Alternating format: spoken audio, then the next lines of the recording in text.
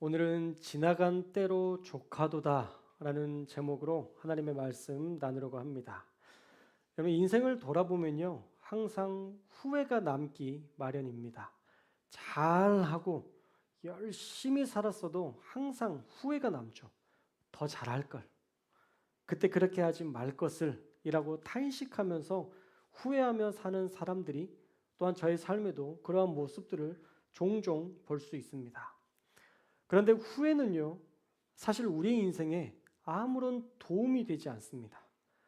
원래 후회라는 한자는 나중에 뉘우친다 라는 말로 심경의 변화를 일으키는 것까지 표현하지만, 우리가 지금 쓰는 단어의 후회는요, 새로운 결단 유무는 없고 그저 마음에 한탄만 남은 상황이라고 단어 뜻풀이를 하고 있습니다. 그러니까 후회는 결단 없이 그러지 말걸, 그것만 남아있다는 거죠. 그러니까 후회가 주는 후폭풍은 자기를 자책하거나 또 이런 상처를 주었던 남을 질타하거나 또 이 무기력한 현실에 주저앉아 버리는 인생에 우리의 인생 가운데 고통을 남길 뿐입니다. 그래서 하나님은요, 우리가 후회하는 인생이 되기를 바라시지 않습니다. 지나간 일을 탄식하며 살기를 원하시지 않는다는 것입니다. 오히려 더 단단하고 굳건하게 살기를 원하신다라는 것이죠. 자, 오늘 말씀해 보면요, 베드로전서 4장 1절에 너희는 더 굳건하게 살라고 베드로 사도는 권면하고 있습니다. 우리 베드로전서 4장 1절의 말씀 우리 함께 읽겠습니다. 시작.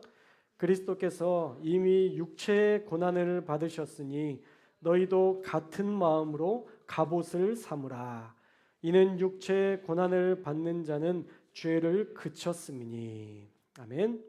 자, 지금 베드로 사도는요, 육체로 고난 받는 자들에게 예수님도 육체의 고난을 받으셨으니 너희가 같은 마음으로 고난을 받으라 라고 명령하시면서 같은 마음으로 갑옷을 삼으라 라고 말씀합니다. 같은 마음으로 갑옷을 삼으라. 더 단단해지라는 거죠. 그리고 육체의 고난을 받는 자는 죄를 그치게 된다라고 얘기하고 있습니다.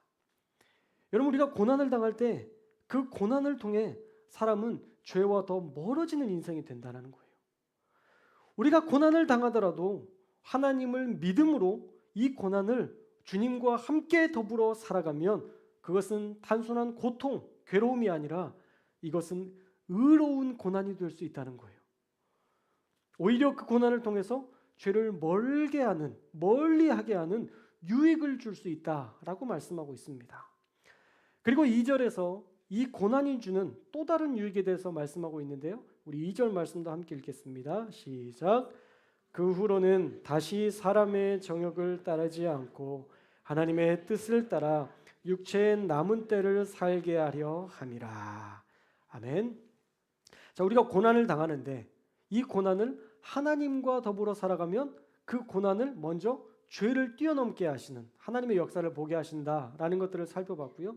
두 번째로는 우리가 그 육체의 고난 가운데 있지만 하나님과 더불어 살아가면 어떤 역사가 일어나냐면 하나님의 뜻을 따라서 남은 인생을 살게 되는 유익을 얻게 된다라고 말씀하고 있습니다. 하나님의 뜻을 따라서 살게 되는 그런 유익을 얻게 된다. 육체의 남은 때를 하나님의 뜻대로 사는 인생이라는 멋진 표현이 이 안에 담겨 있습니다. 하나님과 동행하는 의로운 고난의 여정을 통해서 우리의 남은 인생은요, 하나님의 뜻대로 사는 인생이 될 수 있다는 거예요. 할렐루야. 그래서 고난도 유익이 될 수 있다는 것입니다. 어떤 때? 하나님과 동행할 때. 여러분, 혼자 고난당하고 있으면요, 그것은 유익이 되지 않아요. 내가 혼자 고통스러워하는 것은 결코 유익이 되지 않습니다.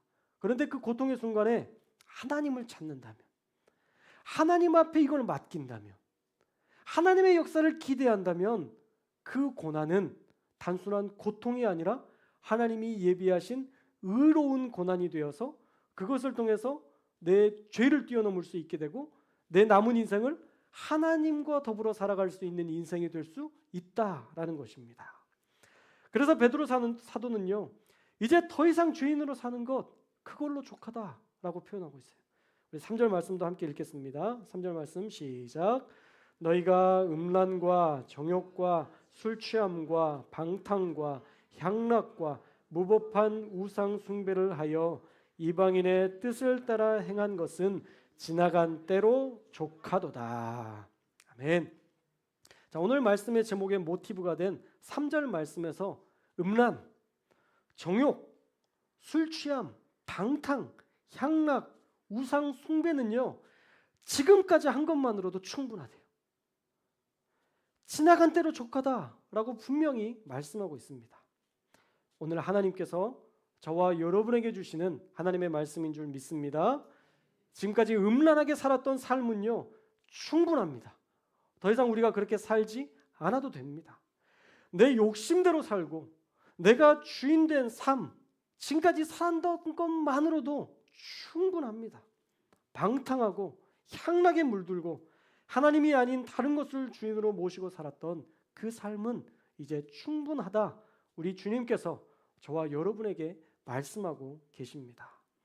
사랑하는 여러분, 지금까지 여러분이 짓고 산 죄면 이제 충분합니다. 지나간 때로 족합니다. 그러니 이제 그리스도와 함께 더불어 살아가는 2024년이 될 수 있기를 주님의 이름으로 축복합니다. 여러분, 죄 짓고 그에 따르는 대가를 지불하기 위해 고통당하는 인생 되지 말고 고난 중에도 하나님과 동행하며 죄를 이기고 하나님의 뜻대로 남은 인생을 사는 인생이 될 수 있기를 주님의 이름으로 축원합니다. 여러분, 고난 없는 인생은 없지만 주님과 함께 고난당하는 인생은 하나님께서 반드시 그에 합당한 은혜로 채우시고 선한 능력으로 인도한다는 사실을 저와 여러분들이 믿으시기 바랍니다. 여러분, 성경에 나온 사람들을 보세요. 고난 없는 사람은 없어요. 아무리 편안하게 살았던 사람들도요, 그의 인생을 들여다보면 편하지 않았어요. 그런데 그들이 한결같이 했던 건 뭐냐면 끝까지 하나님 붙들었던 거예요. 야곱이 그랬습니다. 아브라함이 그랬습니다. 이삭이 그랬고요. 요셉이 그랬습니다. 다윗이 그랬어요.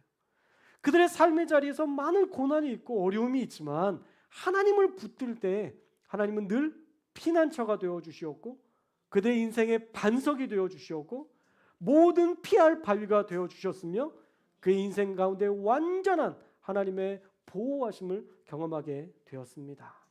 그러므로 저와 여러분이 이제 이후로는 하나님만 의지하는 하나님의 사람들이 되시기를 주님의 이름으로 축원합니다.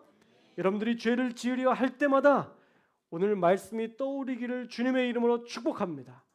하나님을 멀리하려 할 때마다 하나님의 이 말씀이 여러분들 가운데 생생하게 들려지기를 주님의 이름으로 축복합니다. 지나간 때로 족하도다. 이제 죄는 충분하다. 나와 멀리 살았던 삶은 이제 그 정도면 충분하다.